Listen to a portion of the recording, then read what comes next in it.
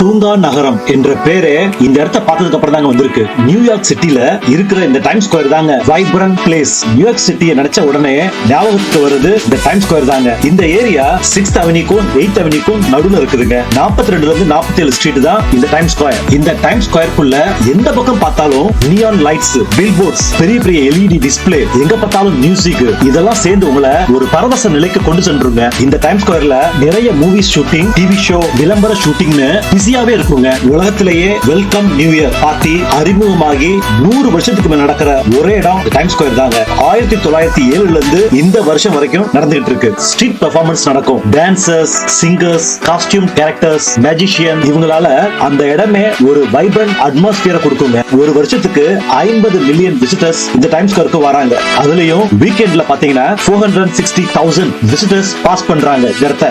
That's all Times Square. Vibrant always.